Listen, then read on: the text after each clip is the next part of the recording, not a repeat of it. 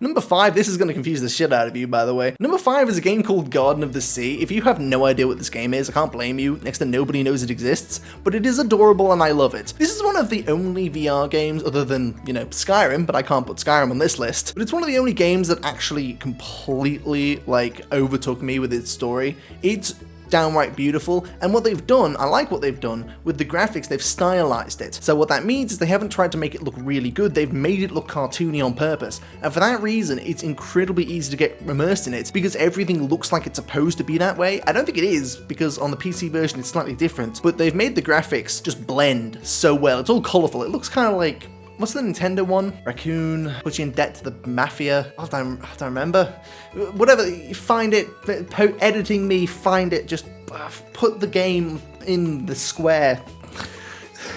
What the fuck am I talking about? But yeah, it's a little bit like that game that I can't remember. The objective is basically to go around planting plants, but it's not. Essentially, you're like, I think it's supposed to be symbolism, because if you get to the end of the game, it's got an achievement attached to it, and when you get that, the devs promise to plant a tree for you for getting to the end of the game, which I just think is really adorable. I've got no idea if they actually did it, but I still think that's adorable regardless. But all the animals are just adorable. You can do the story, and then you've still got, like, you can still build a bigger house and tame all the animals. There's a bunch of different things. There's like new islands, one of the best sailing mechanics in any game. I love it. I love it intensely. I probably have ranked it significantly higher than I maybe should have, but that's because I just love this game, so I love it to bits. It's so adorable. Also, the video I made on this was probably one of, if not my favorite VR video I've ever made. I was just stuck on a small little island with a bunch of different pot people and managed to just make 5 minutes out of, I think it was like a 10-minute span of me running around yelling at the pots. I'm starting to be real scared of the people on this island. I'm starting to think I maybe shouldn't have fucked with them so much. I would like to apologize for my previous he's gone. I'm gonna come back from this and I'm gonna beat you to death. I'm very proud of myself. I do very much enjoy that. The game's quite cheap as well. At least it was when I bought it, because it's not very well known, so not a lot of people know it exists. If you own a VR and randomly see this game for like $5 or something, you need to pick it up. It's beautiful and I love it, and I think you'll love it too. It's not too long, but I don't think that's the point. They have seal cows.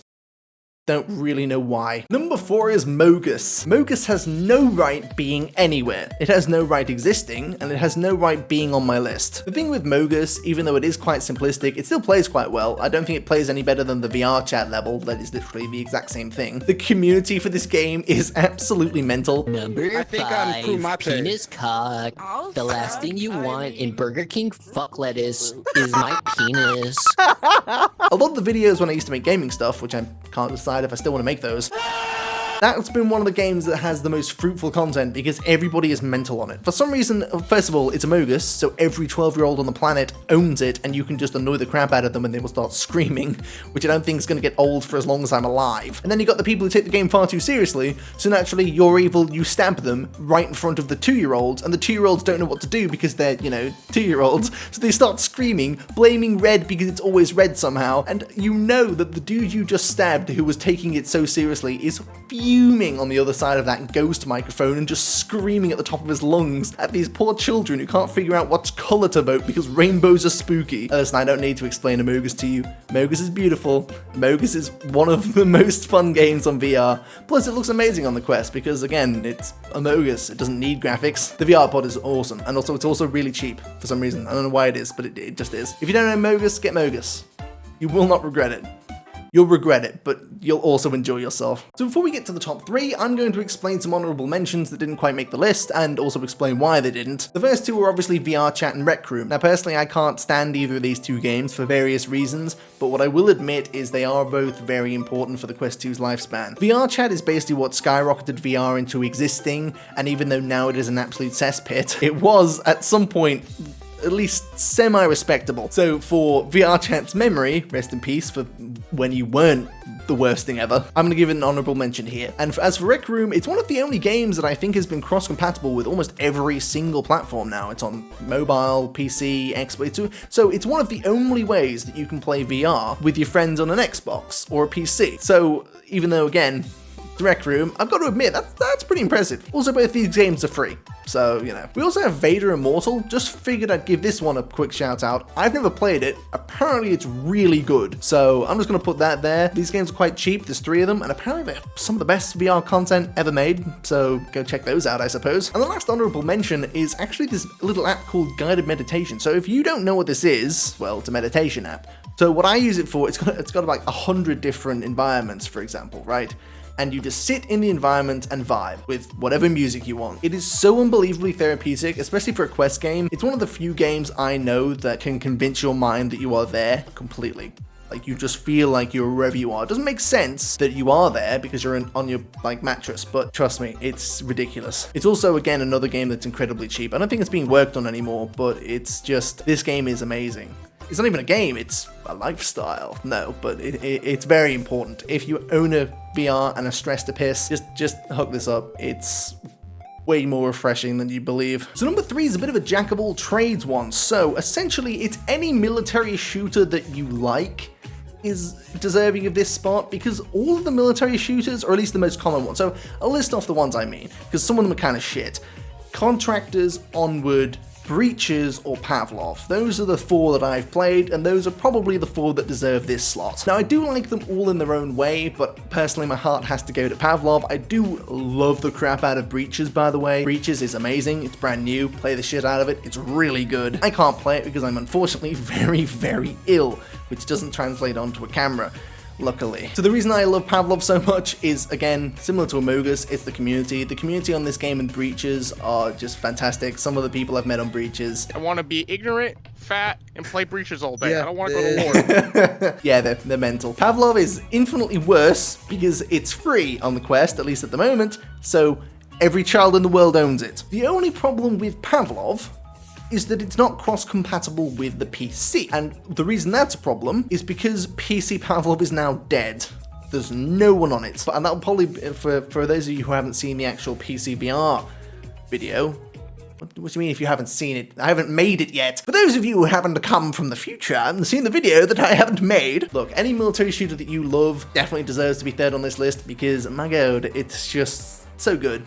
The game was made for holding guns and reloading. It's just whichever one you prefer. If somehow you don't own a military shooter on the VR, get one. Just pick one, just get one. They're amazing. Take a look at them, they're all different. Breaches is more futuristic and it's basically made off of Siege and CSGO combined into a thing. Pavlov is CSGO if you fed the CSGO people meth and also turned them 7. Onward is more for like real military people, and by real military people, I mean again the 7-year-olds have already cross-mapped you. Don't know how they keep doing that. And Contractors, believe it or not, some serious mods for that game, especially on the PC, man. The TF2 Star Wars, like properly rendered and made. I don't know how you even do that with a modding tool, but apparently they did it, and it's beautiful. So even though I don't like that as much as I like this, also zombies. But yeah, the mods on Contractors. So just whatever game you choose, it deserves to be here. So number 2, this is probably my second favorite game ever created, and by far my favorite VR port. If you played a Quest VR port, you might be able to guess what this is. This is Resident Evil 4 VR. Now, for some ungodly reason, they signed some sort of contract with Meta, and this game will never see the light of the Steam store. Don't know why. So the Quest 2 is the only way to play Resident Evil 4 VR, and it's criminal because it's the best VR game. It is actually the best, by the way. I like the number 1 slightly more. And if you've been paying attention, you definitely know which one number 1 is. But just shush, just don't tell the rest of them. They'll learn to, and they'll click off the video early. Don't do it. My watch time is like 2 seconds already. Here's the deal, right?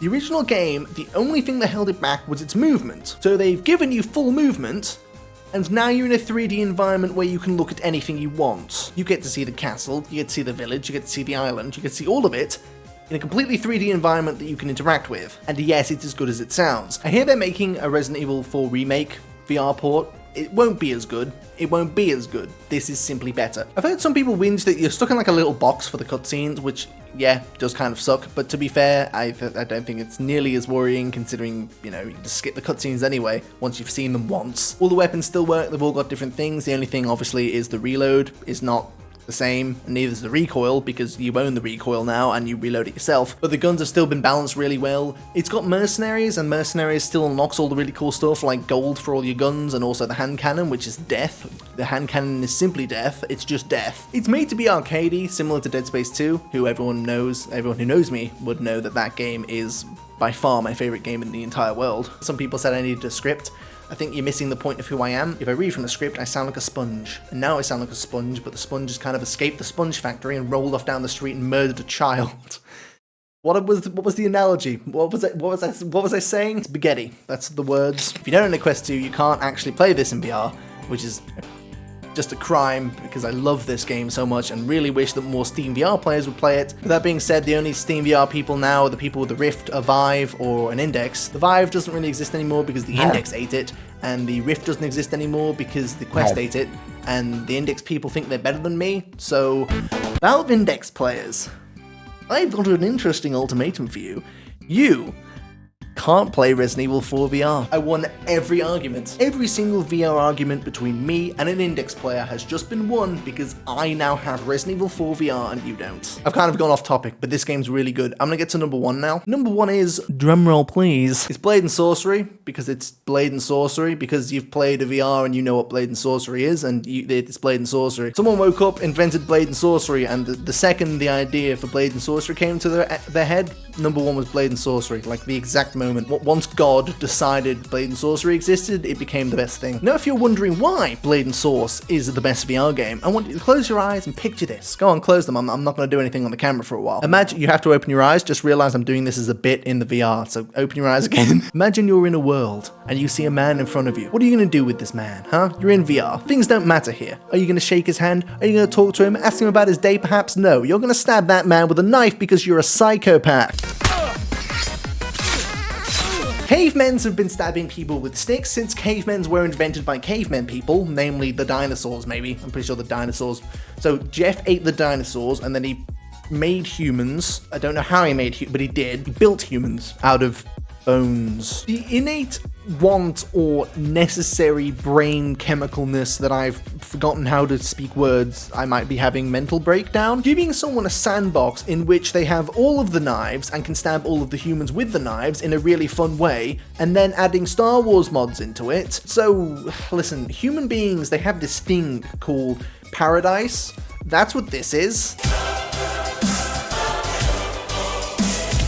It's just amazing. I have played this game since its release on the Quest, which I think was 2021. I've played it for like at least twice a week since it was released, and it's the one game I haven't gotten bored of, because stabbing a human isn't going to get boring until I stop being a human, when I become a crab. But even crabs have knives, so I'll still stab the humans. There is no escape for the humans. When the crab uprising happens, we'll just stab all the humans though, because we'll stab their knees and then their knees will fall off and they can't walk then, which means they can't walk up to the ATM and take money out of their card, which means they can't purchase lettuce, which means they can't eat lettuce anymore and they'll die of starvation. That's actually the plan. I've got it written on a blackboard. That is covering the blackboard, and the plan is literally just stab knees, and it's worked. We've taken over Sweden already. You don't know this because we took them out so quickly that the Swedish government couldn't alert anybody else in NATO.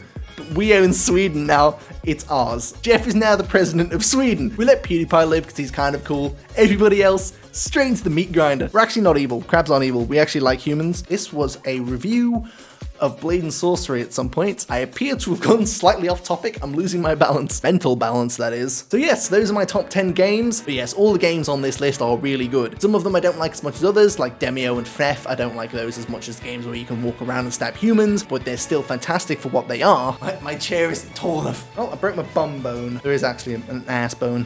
I'll prove it in my scientific theory about beans. So yes, those are my top 10 VR games. I've been playing VR for a while, and definitely have a type, and the type is stabbing humans, which, who knew? Again, I'd love to hear your top 10 if you end up making one. I'd love to hear what you have to say about my choices, because I'm sure they were a little bit... There are a couple of more meta games, but they're in a weird position, and there were some lesser known games. And by that I mean like 1. So I'd love to know you guys here, because I do still love VR, even though I don't really make VR game videos at the moment. I do still very much passionately love VR, so I'd love to talk more about them. If there's a specific game you'd like me to go more in depth of, I'd love to, because I used to do review things, although it didn't really go anywhere. But I might try that again, because why not? That might be interesting. That's all I've really got. I'll do a next video on something like this. I'm going to do one on the PC VR, literally just so that I can put a couple of different games around. I'll just tweak a couple of different things, so look out for that one, because that will include Skyrim VR and a bunch of different things, and I really want to rant about Skyrim VR. That game is beautiful. I'm going to play Sims 3. My cat just set fire to my house. For reference, so my cat jumped onto an oven that I think was already on because one of my Sims left it on. But as far as I was concerned, my cat jumped on the oven, turned the oven on, and burned my house down. So I'm going to go shoot my cat. We would never shoot cats here on the Beansy channel. That was product placement for cats.